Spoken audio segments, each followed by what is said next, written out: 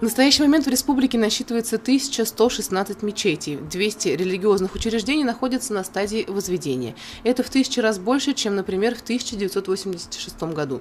Сегодня государство всячески поддерживает строительство культовых сооружений, потому что роль религии в духовном воспитании людей неоценима.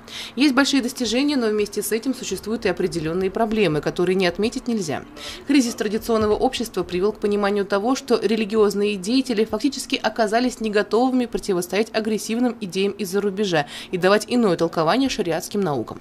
Именно это и послужило поводом для решения вопроса о повышении квалификации действующих религиозных деятелей у Духовного управления мусульман республики. Ведь именно имамы формируют первоначальные знания прихожан об исламе, а потому именно от них во многом зависит атмосфера в среде верующих в целом.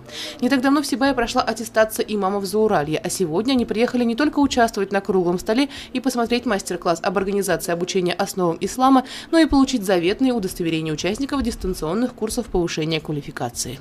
Как нам завещал наш пророк Мухаммад, саллаллаху алейхи вассалям, мы не прекращаем брать знания, продолжаем учиться. И сегодня для того, чтобы быть имамом, мало только знать религию.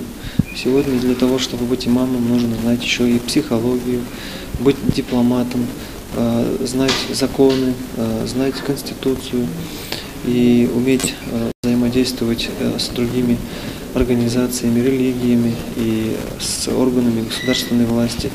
Мы сегодня проводили, на протяжении месяца проводили онлайн-уроки.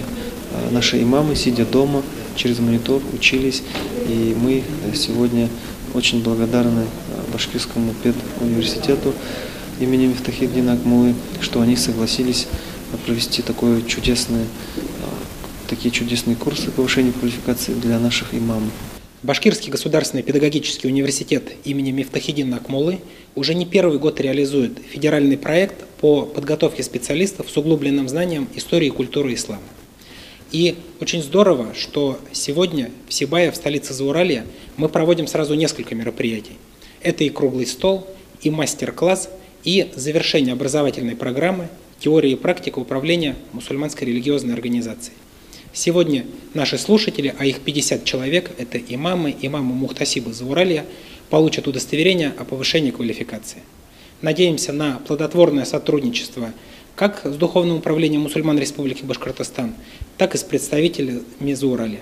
В целях поддержки отечественной системы религиозного образования светские учебные заведения закрепляются за религиозными в качестве вузов-партнеров. Дистанционные курсы, которые закончили наши имамы, и есть результат данного сотрудничества и реализация федеральной программы духовного образования.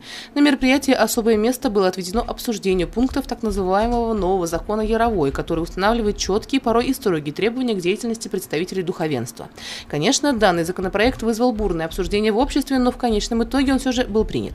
Ведь главная суть перечня законов по задумке автора сводится к ужесточению мер по недопущению экстремистской и террористической активности в нашей стране, что, к сожалению, не теряет своей актуальности.